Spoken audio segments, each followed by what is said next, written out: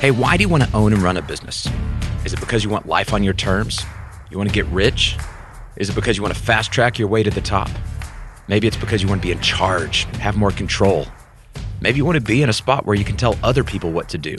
Are you tired of moving slow on building wealth and influence and, you're just ready to fast track and hit fast forward to success? If so, I don't want to be a customer of your company.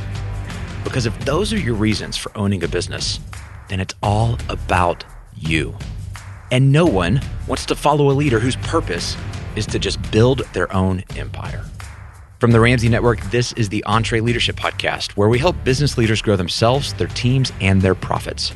I'm your host, Daniel Tardy. Look, if you're in this thing just to make a buck, you won't last. You have to have a stronger purpose than just making a profit. If you're not convinced, today's episode is going to highlight exactly why profits will never take you as far as purpose when it comes to why you're getting out of bed every day. My guest today, back on our podcast for the second time, is Green Beret and business owner Jason McCarthy. Jason founded Goruck. It's a backpack company that I can promise you isn't just another apparel company. Jason and his team are on a mission. They have a big sense of purpose. And today, Jason's building a remarkable company. But it's been a long, hard journey with lots of struggle, fear, and failure. I was under the assumption in my own brain, like I will check a box and I will go serve our country and then I'll get out and I'll go make a bunch of money, go be a consultant or go be a whatever. I didn't really realize that I would evolve. It would change me, and it changed me for the better. When you got out, did you have a season of, I guess, identity crisis? What is my purpose now? I'm out. What's next? Or was it just an automatic, like you just continued with that purpose into the next thing? Oh no, life was a total mess. How so? I mean, this is kind of so I recently wrote a book called How Not to Start a Backpack Company. I've been looking at it. It detailed part of what that transition was. So at the time, basically, I'd gotten married in 2004 to my wife, Emily, and she was in the CIA and I was in Special Forces. We were in training at the same time. And then I ended up in Iraq while she's in various parts of Africa. She ends up in West Africa while I'm, in other parts of West Africa. We're both serving at that time. And my goal was to kind of skip to the end, meaning we thought in 2008 is when my enlistment was up, that I would go live with her in West Africa and it was going to be sort of perfect, right? And by that time, I thought that I would transition and go to the CIA to serve in the same organization. It's a little bit easier to coordinate if you're working for one master instead of two, because the Army doesn't really care if your wife works in the CIA, and nor should it really. Right. I mean, it just kind of can. It's not built like that. And so thought that, hey, I'll end up go over here, live here for a year, and then come back. I'll go to CIA training at whatever, and then we'll figure out what's next, the next adventure of service around the world. Well, life kind of came crumbling down in West Africa. And I was there for like 3 months, and then flew back home with a divorce en route and who's going to get the dog, and Emily's still over there, and I'm crashing on a buddy's couch in New York and figuring out what to do next with my life. So really I had no more job, which means I had no more mission. I didn't know what I was going to do in the future. And I'm going through a divorce and I don't even have the dog. It was pretty bad. Yeah. It was a bad country song, man. No more mission. Just to think about the phrase "no more mission" almost feels haunting. And I think a lot of us have been in that place where we're going, what is our mission now? Yeah, it does. It does sound haunting. And I can feel those. I mean, there's plenty of triggers in my mind of just the places where I was and just feeling hopeless and lost. And so it was even worse because I had felt so purpose-driven and I had this clear mission in the Army. It's really hard. Working in the Army is really hard, And I say that not from the standpoint of we should ask for easier lives. I say that from the standpoint of that's great, right? You have this mission and it's hard and you believe in it and you show up and you do that work and it's really rewarding. It just getting that rug pulled out from under me there was a large gap between where I was and where I was now, and not a lot of time had gone by in order to sort of process that. I think this year more than ever, a lot of business owners, most of our listening audience, business owners between 2 and 200 employees, and they start out with a mission. They have this sense of purpose. We're moving forward. We're busting through obstacles. And then 2020 for a lot of people has been a rug pulled out from under us moment. And I've talked with dozens of business owners in this last season who are going, I thought I had a mission and now I don't. And they're in the proverbial, couch in their buddy's living room and evaluating everything in their life, going, what do I do with this? I'm curious, what were the significant components in that season for you that were the stair steps or the anchor points that started to move you back towards a sense of purpose? Was it just enough time had to transpire, or were there key people? Were there things you read? Like how did you get traction in that season? The first thing that I did was I moved in with a really old friend. He was in New York, and it wasn't, say, the best lifestyle for me to roll into, right? I mean, he was a bartender, and that was, he was trying to get acting gigs and all this stuff. So that was a little bit, it was not perfect from that standpoint. But by the way, life is never perfect. What was perfect was we go way back, and he knew me, and I could share lots of stuff, my whole everything with him, and he just loved me unconditionally.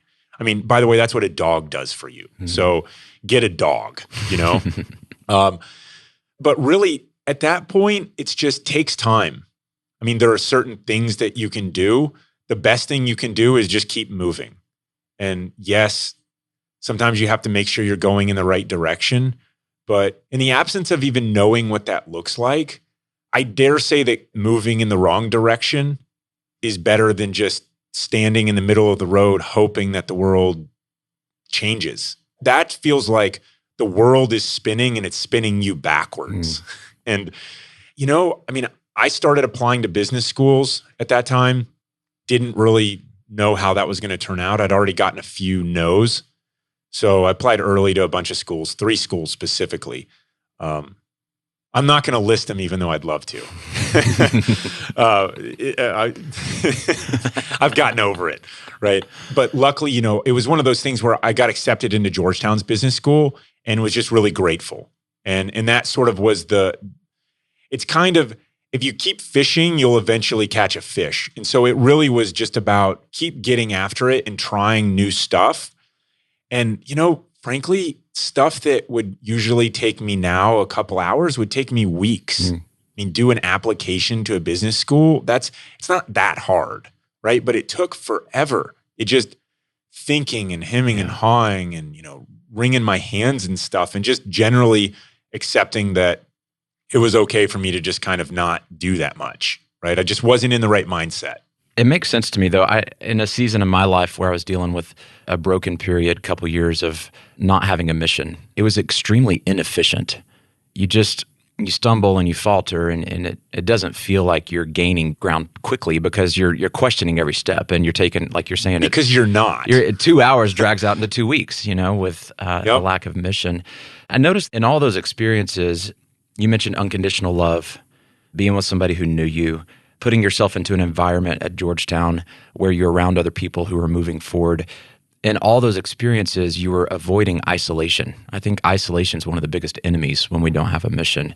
And I know this is a big deal in the military, depending on each other and not being alone. You go alone and you die. Say more about that. There's a lot of forces in the universe that we are pushing collectively in the wrong direction. And it's not to isolate any one of them specifically, but when you look at what is a friend, what is a community, right? Let's define our terms. Something that exists online exclusively is not a community, it's a chat forum, okay? So that word has been malused for the purposes of trying to make people feel like they're a community. A friend, it's the same thing. I have, 5,000 Facebook friends. At least I say Facebook friends in front because it's a negative modifier of the word friends, right? Because it's not real friends. It's okay. They serve a purpose, right? There is the ability to link up and organize with people, but the fulfillment and the rewards in our lives will come from real world interactions with other people. in service to something higher than ourselves. And that can be just being part of a community, go outside, go for a walk with someone, go for a ruck with someone. I mean, if the online stuff works so well, then, you don't even need to talk to your wife, right? Just chat with them over text and I mean, it's ridiculous. And so, I think that in our brains, we're getting a lot of dopamine hits, if you will, right? From feeling connected, but we're becoming increasingly empty with greater ability to isolate ourselves. So we're becoming so wealthy that we can afford privacy. But what we're finding is that it's not all it's cracked up to be, right? And so that's taking its toll on our psyches. And it's hard. It's harder than living by yourself in an apartment, on your computer by yourself all day in Zoom meetings. And oh, by the way, let me just call whatever the food delivery service is, and it just magically shows up on my door and I never have to leave, right? It's a terrible, terrible recipe for a life. And we have to figure out a way to break out of that. I agree. I hope listeners and especially leaders are tapping into this idea of we have to bring people together now more than ever. And I don't know exactly what it looks like if you're trying to figure out how to work remotely. We're swimming against the grain on that. I mean, we opened back up as quick as we could, not being reckless, but we're getting people in our building and as best we can figure out and in compliance with local government regulations, blah, blah, blah. But we believe so deeply in the power of this authentic connection and community and relationship and how that builds trust and it builds a team that we can't afford to say this is just the new normal and we're just going to isolate. We can't run business that way. The most valuable thing you have, human resources, are your people. As a leader, that's what you have. You have your people and your job is to take care of them and you're the first follower of your mission. And so you organize them around and you say, okay, this is how we're going to do this together. Without the human interactions, I feel like a lot of people, I know because we're living this as well, we're going to the well of the connections that we had in the past. And so it feels okay to Zoom our parents in Ohio and get the kids on. And, it's like, okay, it's good to see, Grandpa Jay and Grandma Leslie. It's great, right? But it's missing something. And when you translate this to work, it's sort of, we still know the people that we were working with, 6 months ago. And so we can kind of go to that well. But there are ways that you can get adaptive to doing this. I mean, if you look outside is a healthy place. Right now, more people need to get more outside. And so at Goruck, what we're doing is we're kind of removing some of the office work or the office hours from, hey, you have to be here from 9 to 5, which we don't really run that type of a culture anyway, but people don't have to come into work here. There is a remote option, but we do have a lot of outdoor walking, or in our case, rucking meetings. So, Steve Jobs was really well known for his walking meetings. I mean, just wait till people realize they can get fitness out of putting a little bit of weight on their back, 20 pounds. And you can go walk and talk with someone next to you. You're not going to get the virus like that. I mean, I'm not a doctor, so don't assume this is exactly foolproof guarantee, but there's plenty of evidence out there that 7,000 cases in China were studied, and there was one documented case of outdoor to outdoor transmission.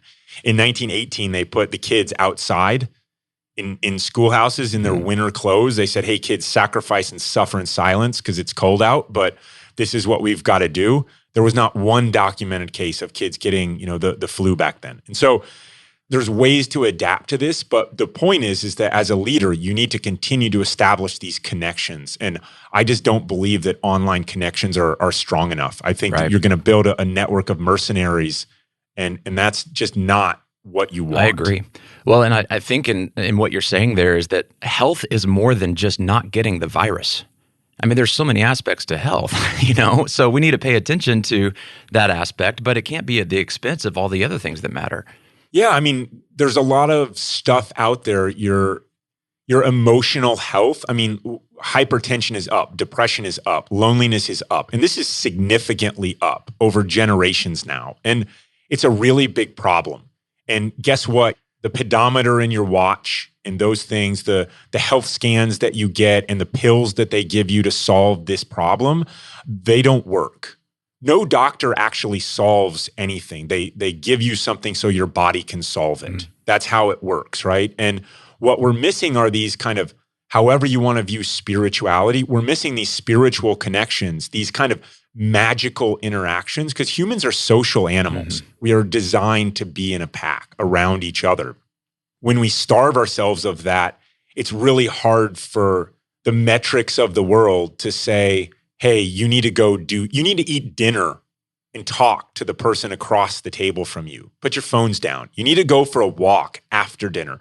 Hey guys, you need to get together, not just work out in your garage staring at some screen that's going to tell you that you did a nice job after 20 minutes, but you need to call your buddies up and have them over to your driveway and go toss some sandbags around for 20 minutes or 30 minutes and have some beers or some Cokes or some whatever when you're done and just shoot the breeze a little bit, right?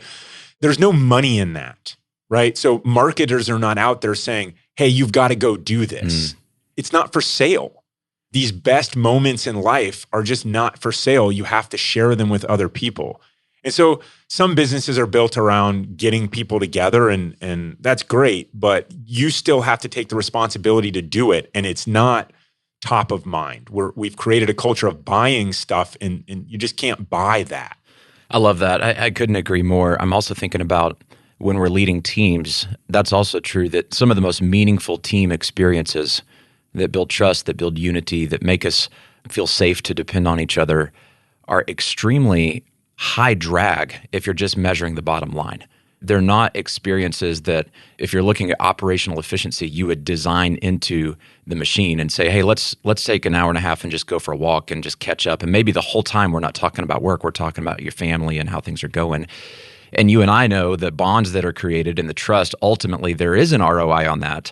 There's kind of this counterintuitive component to that. And I love how you're just saying that it's not, can't put a price on these things. You can't sell the most meaningful moments in life. It's that connection with each other is what you're saying. Yeah, and people have to take responsibility to do this, though. You cannot get this staring at a Zoom call in your apartment, calling for take-in food all the time. It doesn't work like that. You have to actually break the mold. You have to get people out and about. And if you're in a position of leadership, like lead from the front. Don't hide behind the glass all day long. You've got to get out there and encourage people to come meet up. And to me, that means come meet me outside. Let's go for a walk and talk about this. Yes, there's a lot more friction. Someone might have to drive to meet up. And, it's like we glorify easy too easily, right? Yes. Oh, this is so easy now. Everyone's on screens all day long. I mean, be careful what you wish for with this, because before too long, we're just going to become one with the screen. We're going to pay a price. And that's just not where we want to be. I mean, that's not a life and a way of life that I want to lead, and nor do I think that it works. I want to come back to your story. You're a man without a mission, but you're trying to get traction. You get plugged in at Georgetown. You're starting to sense this new purposeful season in your life. What happens from there?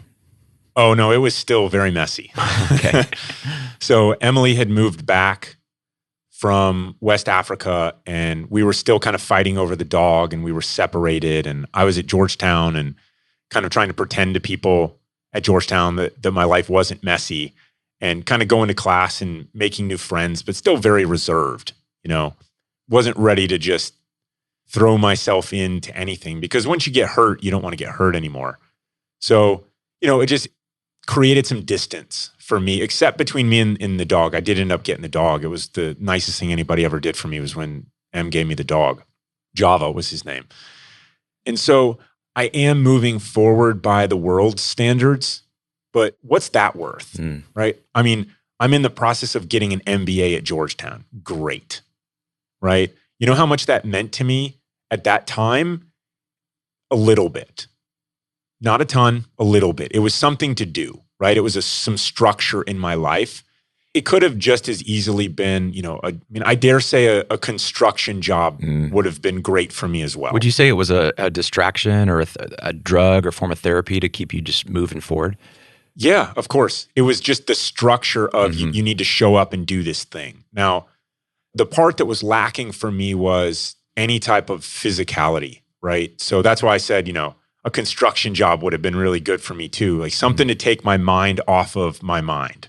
And I found that physical things are excellent and really the only thing that can get me to shut my mind off. And that's one of the great struggles that I have now still is, being on the other end of what I went through back there is, how do you live in a moment how do you shut off work stuff? How do you shut off the problems that you're trying to solve and just enjoy the moment? And I found that physical exhaustion is really the way to go. So to sort of continue the narrative though, from Georgetown is there were problems to solve. Goruck was still kind of a hobby.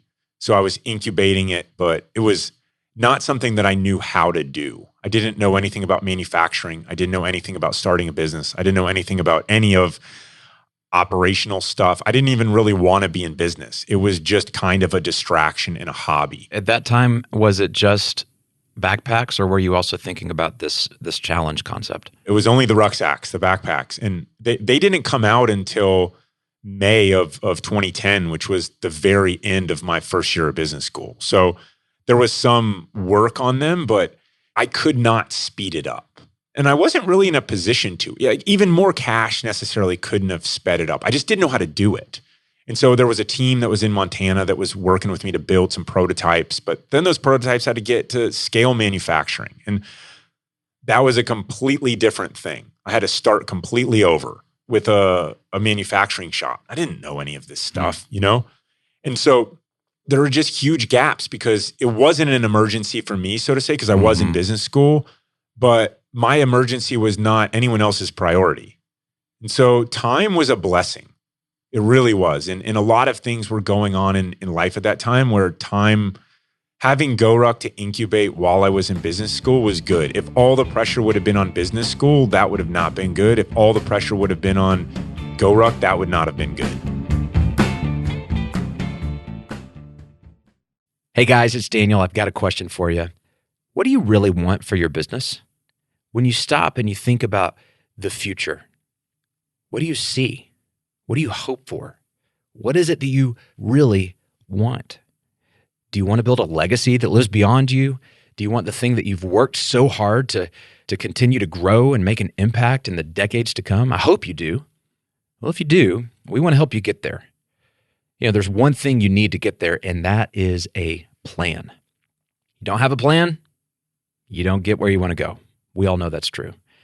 And you guys also know that at EntreLeadership, our mission, the reason we exist, is to help business owners win. So we know how to build a bulletproof plan that's going to be the thing that gets you the success you're looking for. So what that looks like is our program. It's called EntreLeadership Elite. EntreLeadership Elite was created to give you that plan for you, for your business, for your team. It's going to help you succeed. It's going to give you a guide. It's going to give you a track to run on. And there's several ways to do it. You can go at your own pace and do a self-guided thing. You can jump into an advisory group of other business owners and work with one of our coaches. Or you can even upgrade and have executive coaching, one-on-one coaching with one of our top coaches on our EntreLeadership team. Hey, we know how business works. We know how hard it is. We know what you're up against. And we know how to help you build a plan to succeed. Not just to get ahead, but to actually thrive and to achieve your dreams. Everything you want this to be, it can actually be that. But you got to jump into a program that's going to help you get that success. So to learn more, text the phrase Join Elite to 33444. That's Join Elite, all one word, to 33444. I want you to say more about this. It's Fast Company.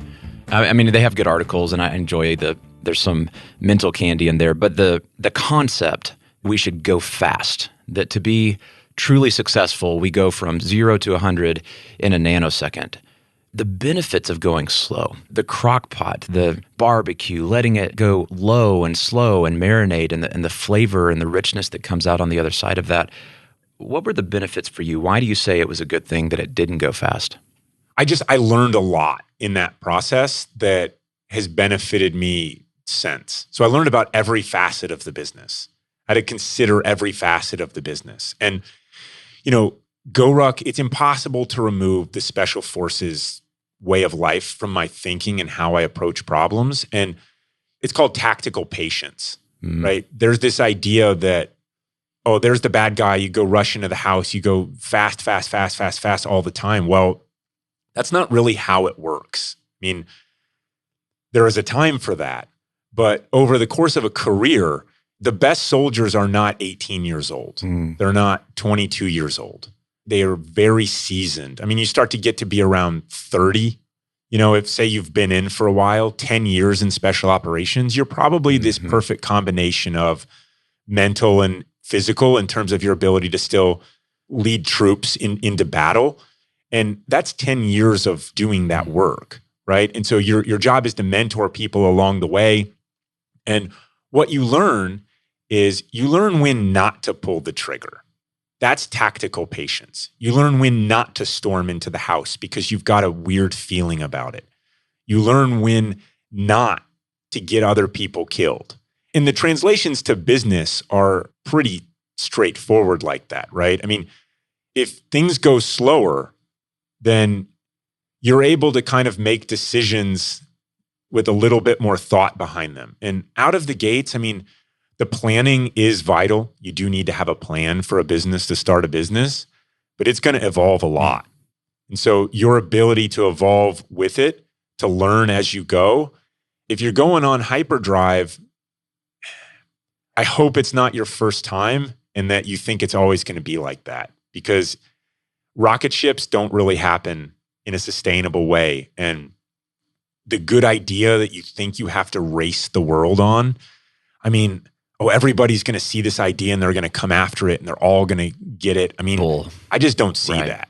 It's really hard. And I feel like that's like one of those things where, if you Google what people are searching for, like things that we're afraid of, it's terrorism and all these unnatural deaths by, now it's the virus, I get it. But, before there was this thing about what people are really dying of and what we're afraid of, and they're just not the same thing, right? Like you should be afraid of diabetes and heart disease and all of this stuff, and you should not be afraid of lightning strikes and terrorism, right? Well, business is kind of the same thing, right? We're afraid that everyone's going to come rip our ideas off. We're afraid that someone's just going to come and swoop in and just put us out of business tomorrow. And really, what we should be focused on is just building a really strong foundation and a solid team that rallies around a really good mission, but being adaptable to the marketplace. I've seen this. You've seen it as well. Young entrepreneurs, or the ones that are thinking about starting out, they tend to overestimate the value of the idea, like the novelty of, I've got this idea. The truth is there's really no new idea. They're all variations on another idea. There's an old book that's ancient, and it says that there's nothing new under the sun. So I think we kid ourselves when we go, I've got this idea, and the secret to success is me getting this to the market before anybody else possibly could conceive of this. And if it's not the idea, what is it? Because I think it's more around that purpose execution thing. But speak to that person who's thinking like, Jason, I've got to get this out fast because this idea is the thing. Okay, let me tell you what's going to kill your business, right? This is what will kill your business with your great idea is, do you really, really believe in that idea? Do you really believe in the mission that idea represents? And if you do, then it really doesn't matter what happens from that point on. It will succeed, it will fail, you'll learn no matter what. But if you're not on board, and I'll tell you, if you are on board, you have about 100% greater chance of success. And I mean really on board, not sort of, I think I can make a quick buck off of this, or, if you're just kind of like plugging holes in the dam or whatever with new ideas and chasing after them to make a buck here and a buck there, you're just a mercenary. And mercenaries don't lead fulfilling lives like you do if you fully commit to a cause and a mission that's bigger than yourself, that you can rally other people around to that mission. And so that's fatal. And that's where I was. I was standing in the middle of the road on Goruck for a while. And I eventually had to say, I'm actually all into this. And so, since that time, there's been good years, there's been more challenging years, if you will. But it's the commitment to the mission for the last decade that has been what's allowed us to sustain. That's allowed us to build a great team around it. And you take away some zeros, you add some zeros. Either way, it's not really going to feel like what you think it does. It's more about, are you fulfilled in the mission that you're driving forward? I love the question, do I really believe in what I'm doing? And I know that's been true for you with Goruck. I want you to speak to our audience about this, because here's a guy who is thinking about this concept of a backpack company. But it wasn't just a backpack. It was clearly about something where you're not a mercenary. It's a purpose. It's a calling. It's something greater than yourself. Yet, Jason, hundreds of companies make backpacks. It's just a backpack. How do you make this something that's about purpose? And people look at Ramsey Solutions, they go, you guys are on a crusade. You're changing lives. It makes sense that you guys would have purpose. Or, these bigger, kind of high profile, highly visible, make a dent in the universe kind of organizations. And I think about a guy who's running a sanitization company in Kansas. And he's like, yeah, but we just do the work. It's just a commodity. But you could say the same about backpacks. How do you connect? I mean, clearly you figured out how it wasn't just about the backpack. It's like the backpack's a vehicle that allows you to accomplish this greater purpose is what it seems like. Yeah, I mean, it was never going to be just a backpack company. That's sort of the big joke, right? I was just never going to run that company. There was no amount of money that I wanted to, go compete with JanSport or something and build backpacks and try to get people to wear ours because of what? Some cool marketing fad, or we shave a couple pennies off, or we get the right influencer and stuff. I'm not willing to chase that. So there had to be something greater. And that was the big kind of holdup for me for, officially the idea for the company, which was so valuable, right, was late 2007. And it wasn't until May of 2010 that we even had rucksacks for sale. So then I was still hugely hesitant about, why am I doing this? It was kind of a reaction against, I'm still going through a divorce. And the summer 2010 is when kind of drove around to 48 states to try to figure out some meaning, and kind of got some, but it wasn't from being just a backpack company. And so then I just went back to the same kind of special forces way of life and brought people together in the real world. And we got to put the product in use. And that's what transformed the company and my heart. And so from that point on, I was very committed to what Goruck could be and could do for the world. Well, you say it transformed you and your heart and your team. I can say it transformed me. That night was so monumental when I did the 12-hour challenge. I bought a backpack, but what I experienced was something that I'll never forget. And to this day, if I need something and it's 2 a.m. and I'm in trouble, I know I can call Cliff Neely, who did that challenge with me. I know I can call Walt Yates. I know I can call John Felkins. I know I can call Tim Smith. Like, the bond that was created with the guys that I did this with through that experience was like nothing I've ever experienced. And I still have the backpack that hangs in my garage, and it's got the bricks in it. Sometimes I go ruck it around. But it reminds me of the connection. It reminds me of the transformation that I went through on that night, the crucible experience. You guys added a component to your business model that made it more than just backpacks. And I wonder if you have a business where it feels like it's just backpacks, it seems like a modification to the model sometimes is the difference between just being a commodity and just another company and actually tapping into that purpose. You had a lot of ingenuity there to think about, okay, we're going to wrap this experience around a backpack company.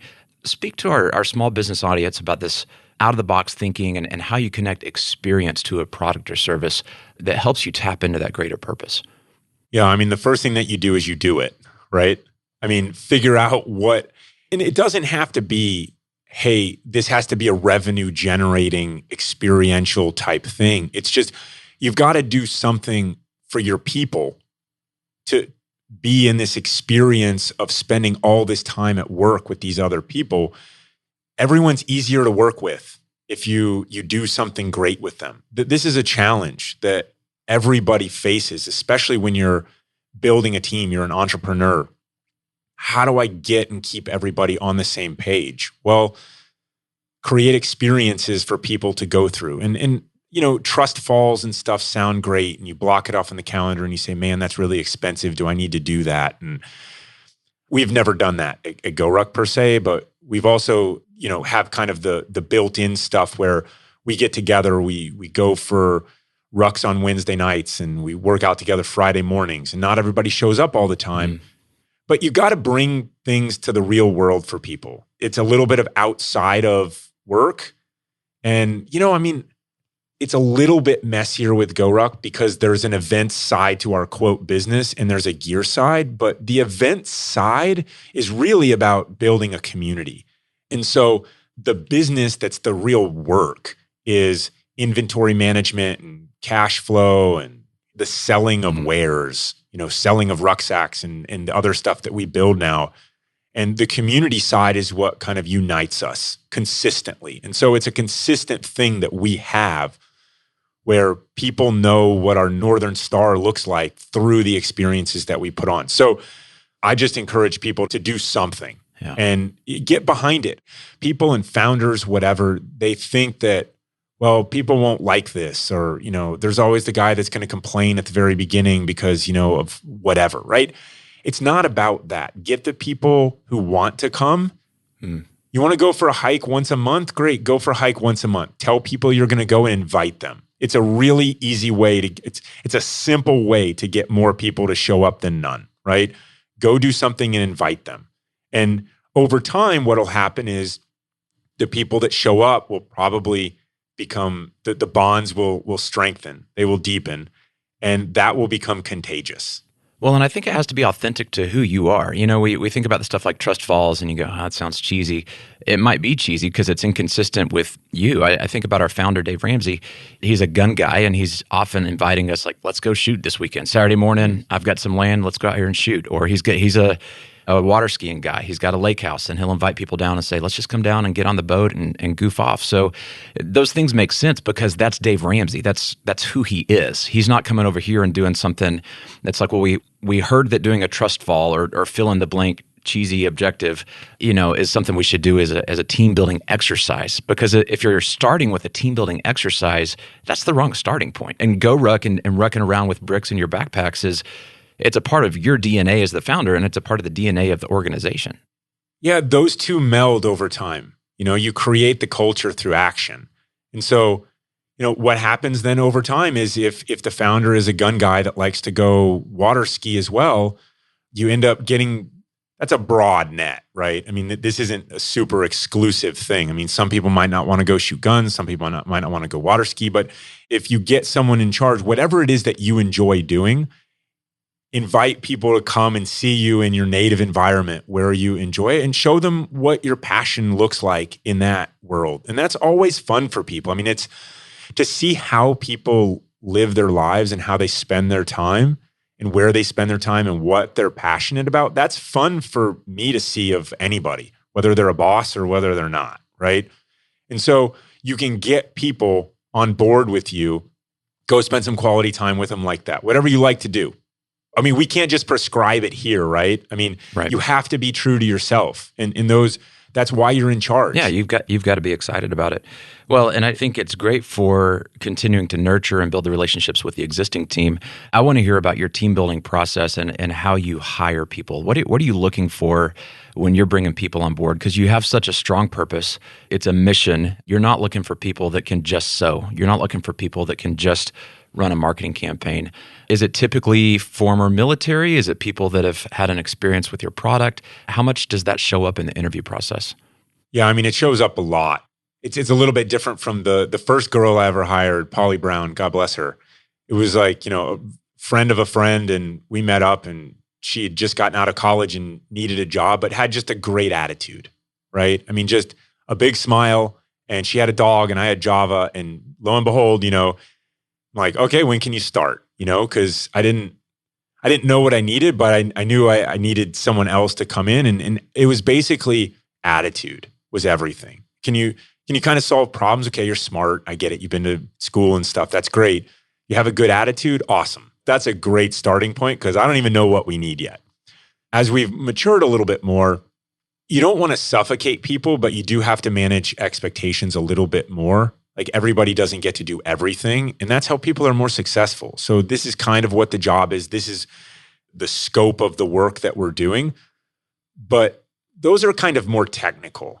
The cultural side is where you get people to stay for longer periods of time. It's, increased retention, if you will. And when you get people that are really bought into the mission, it's not something that you just say like, oh, I really believe in the mission. That's great.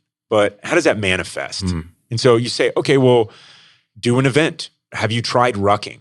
When I was a kid, I didn't understand it when people say, learn more about the company before you go interview. I'm like, well, how do I learn more about McKinsey before I go interview at McKinsey? Right. You know, it's like, okay, it's a consultancy. They solve problems. Like, I don't know how to do more. Now, maybe it's easier. I don't know, with Google and all that stuff, but seemed a challenge at the time. And so here, the people that understand more of our why and have been around for a while, that's one way to do it. And then there's other people that you meet who are newer, and you have to sort of assess cultural fit a little bit more. So it's kind of coming at both sides, but ultimately we're looking for people who will commit to the mission. We have found some of our best team members are people who previously were impacted by what we do as a customer.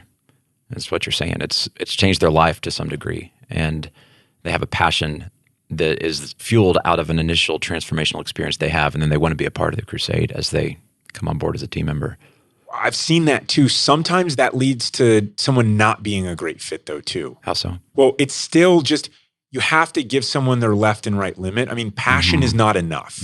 It has to be there, but you can't just have passionate people. I mean, if you guys have a pretty big reach there and lots of people love what you're doing, you can't just rank people on the passion score and hire that way. You have to kind of set people up for success. And I mean, part of it is the company can evolve over time and people's fit can evolve over time as well, right? It's like, yes, if, right? I mean, so this is normal in the selection processes of like special forces and other special mission units is, look, you did great in this selection process, but you need to go get these other skills before you come back, and we would love for you to come back. Oh, we agree. Yes.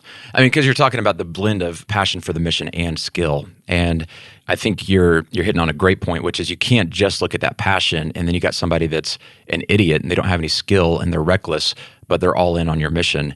I think it's one of those things for me, I go, okay, if I had to pick one direction, I'm going to skew a little bit more than the other. The biggest mistakes I've made are when I went after skill and talent, and there was so much talent, such a pedigree, but then they didn't have passion for the mission. They came on board, and 6 months later, we're all miserable, you know? And so I agree 1,000%. And right now, you're looking at the greatest market for hiring great talent that's existed in our lifetime. I mean, just with all of the people that are out there, I mean, really smart people are out there looking for meaningful work. I think that you have to lean towards passion for the cause, or else you're hiring mercenaries. And you don't want mercenaries. You want people that are true believers. And so you have to kind of assess and test yourself, how is this person the right fit?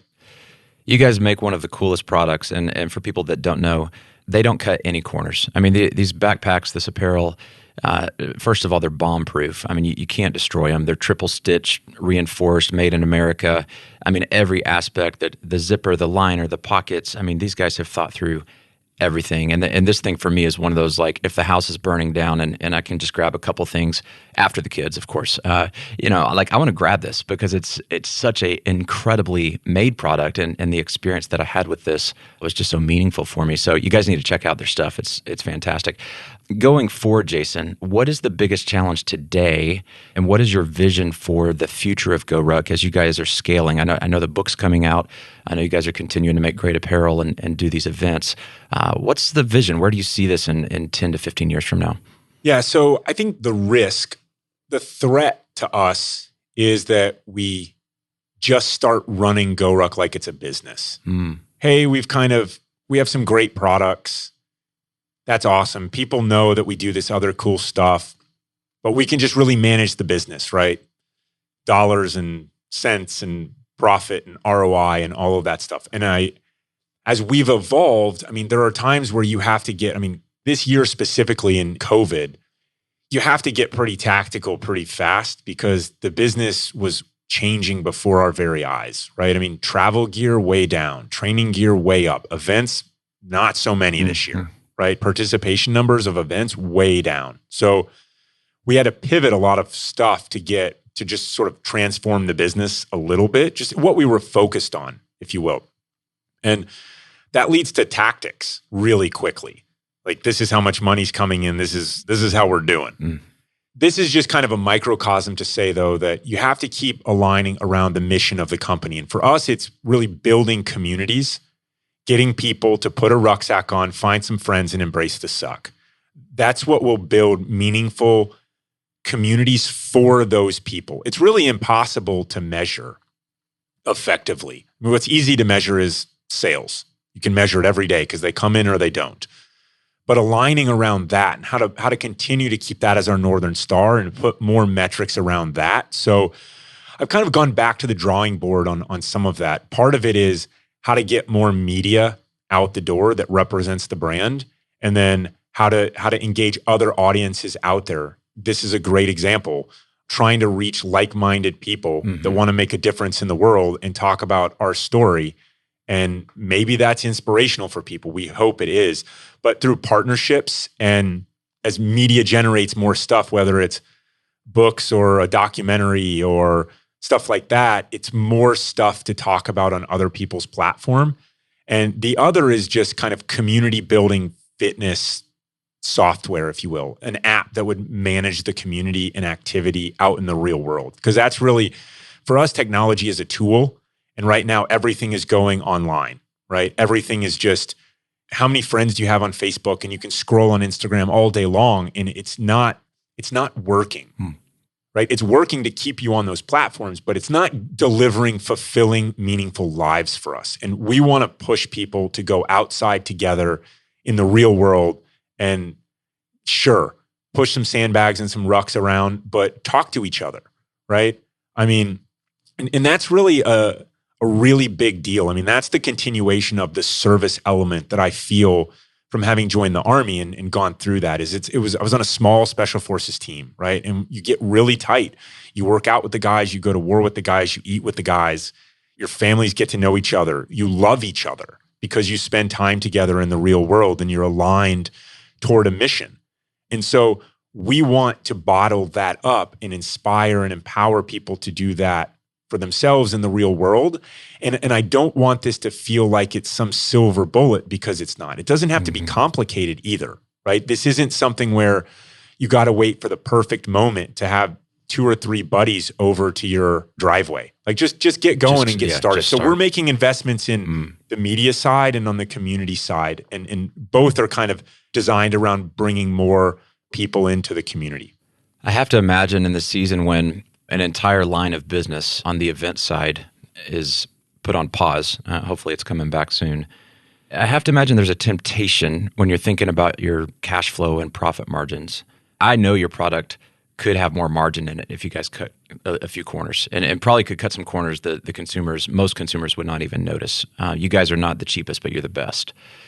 But you don't. There seems to be a value. I imagine there's a value in holding true to the idea of making the best product, even when it could be more profitable. I mean, if you just live your life trying to shave every penny out of everything, I mean, that's one way to do it. But we would rather just keep focused on the community and the mission building. And frankly, the Special Forces community, from a quality of the gear standpoint, I mean, our stuff has to work for that community. And I know what that community is like, and I know how hard it is on gear, footwear and apparel and everything that gets put through the paces. And so, some things are more important than money, so to say.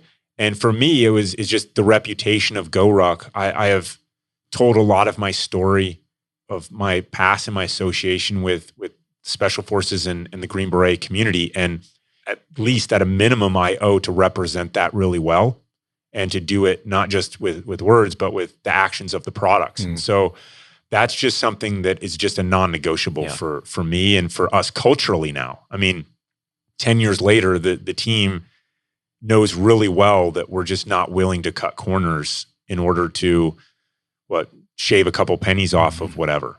I love the integrity in that. Okay, we have to close the loop, because the last we checked in on your story, you and Emily are headed for a divorce, and you're still lacking this mission. Clearly, you've redeemed a lot of that. You started the company. You've got a mission. You guys have this purpose. You're changing lives. But you and Emily, what happened? Yeah, it's a crazy story. So we did get divorced. There's one of the There's a table of contents for the book that's about that time in my life, the early days of Goruck. And it's like, I gave her the signed divorce papers. I had kept this journal that summer. And so I remember meeting her that summer. We met because we're still kind of fighting over the dog, but I officially gave her the divorce papers that summer of 2010. It was on her driveway in Jacksonville. And then we ended up going for a run or something. It was just kind of bizarre with the dog, of course. And it was just kind of bizarre timing. But, we took a little break in service. I wrapped up my time at Georgetown, graduated in 2011 and was kind of off to the races on Goruck and was leading a lot of events at that time. I mean, all over the country and then a little bit overseas as well. And Em and I didn't really stay in touch for a while. And then we kind of did again. And she had moved back home at the same time that I was moving the company back home. You could say it was some big planned design of mine. Maybe it was, right? But that would probably involve the stars kind of aligned in that moment. So, it was not just we saw each other again. And it was 2012, say, when I moved the company from DC to Florida. And we saw each other again. And it was, it's like, I've never understood these stories where you love someone and then you hate them. Like that, it was never really like that with us. Love her still, and I'll always love her. And it was just, we just been through a lot. And so there was a lot of trust to rebuild and stuff like that. And it didn't just happen overnight. It wasn't like, we're just back together and bam. But we did eventually get back together, and we got a few kids running around now. And she's integral to the path and the way at Goruck. And it's a crazy story. I think it's inspiring. I mean, divorce is so prevalent these days, and you don't often hear, okay, we went through that just terrible experience, and it's so heartbreaking from what I know, and the ones that friends I've had that have gone through that. But to get back together, I mean, I've heard occasionally you hear that, but I just think there's something beautiful about the idea of second chances and grace, compassion and forgiveness, and being able to move forward, whether it's with a spouse, with a former partner, with a teammate. I just feel like life's too short, for us to carry these deep wounds with other people our entire lives, if it's possible to work it out. The first step is you don't want to carry those wounds around personally either, right? So, first thing that I had to make peace with, and I know Emily was the same, was you just had to make peace that the past was the past. It was really, really messy, right? Like we went to marriage counselors who were CIA marriage counselors, right? They've seen a crazy oh yeah. Wow. I mean, they'd seen a thing or two because like it puts a lot of stress and strain on relationships. Like these kind of wartime service all over the globe and big jobs, whatever, that require a lot of work. And I'll never forget the marriage counselor that we saw. She's like, I've never seen a marriage that had more grounds to have more stress placed on it, right? Like this is the most stressful type of thing you could possibly do, right? I mean, we'd been married for 5 years and never lived together, stuff like that. Wars on different continents, see you on the weekend in 3 months, just stuff like that. And so it was one of those things where, and we were both complicit in that, right? I mean, and by complicit in it, I mean, we had both chosen to serve our country, and we were not going to back down from that type of service, that honorable service. And so that came first. And it came first, not in words, but in action. And there was some difference there. You want the most important thing in your life to be the most important thing in your life, but it couldn't be for us. And so it wasn't. And so each of us had to make peace with the past as the past. And we had to kind of accept that it was what it was, and we learned a lot from it, and it was really painful. And if we can go through that and still love each other and like each other, there's still something there. And it's certainly not, there's no such thing as some fairy tale that you write off and it's not hard, right? And we need to get it out of our heads that easy is good and hard is bad. Hard means it's worth it.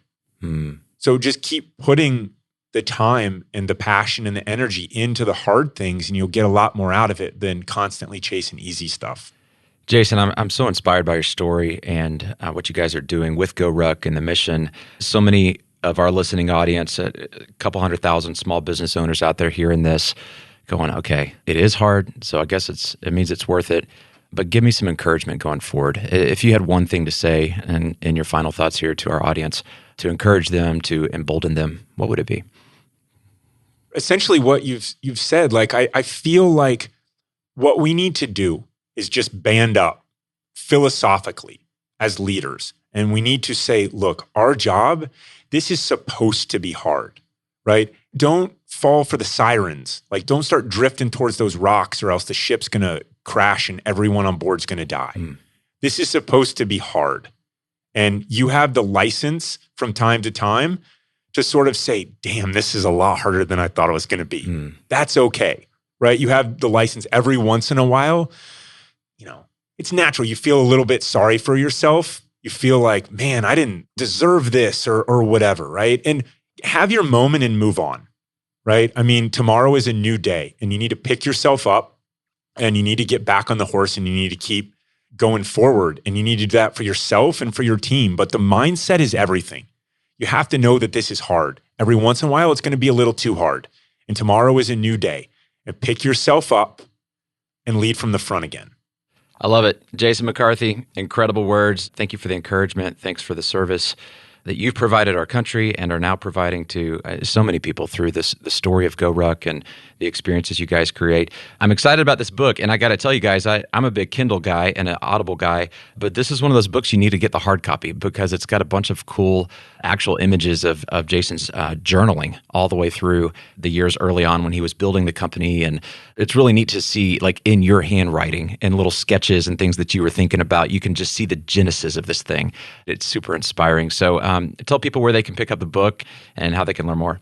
So right now it's on Goruck.com. And we did kind of the publishing industry, and you guys have an awesome operation there. We're kind of just figuring it out, but this was a different book. There's a lot of pictures in it because part of that summer in the early days of Goruck were about telling a story around pictures and words and the adventures of going on the road and visiting 48 states with my dog, right? Like I wanted to go see America. And so there's a lot of pictures and a lot of kind of sketches and some of the early business school case studies, if you will, on Goruck with some commentary in there. And then there's you still have to be able to read. So don't worry, it is a real book. But initially we just didn't have too much luck with the big publishing houses. And so we just released it on our platform, and it's a different format. So the hardback it works for this for now. We'll probably get it out into other formats later in the year, and we'll take it from there. I love it. He is Jason McCarthy. The company is Goruck. The book is How to Not Build a Backpacking Company. Lots of fun. Check it out on Goruck.com. Jason, thank you for your time today. Thanks so much. Appreciate you guys. Wow, what an inspiring conversation. I love Jason's story, and I hope for you, after hearing that one of the things that's top of mind is purpose. What's your purpose? Why are you in business? Why do you exist? You guys know that's one of the 6 drivers of an EntreLeadership company. To have purpose and to make sure it's top of mind for you and your team, guys, it takes being intentional. So our team put together a free resource to help you out. It's called 10 Days of Intentionality. It's a resource you can download absolutely free. And this is a leadership challenge to help you kick the excuses, build discipline, and really get your whole team to be just a little bit more intentional. So to get this free guide, text the phrase "Get Intentional" to 33444. Again, text "Get Intentional," all one word, no spaces, to 33444. Or click on the link in the show notes. Well, I hope you enjoyed this episode of the EntreLeadership podcast. If you did, please give us a 5-star review and tell your friends to subscribe.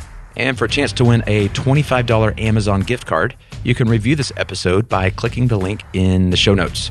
Be sure to follow us on social media at EntreLeadership, and you can follow me on Instagram at Daniel Tardy. This episode was produced by Tim Hull, and it was edited and mixed by Will Rudder. I'm your host, Daniel Tardy, and on behalf of the entire EntreLeadership team, thanks for listening. Until next time, keep learning and keep leading.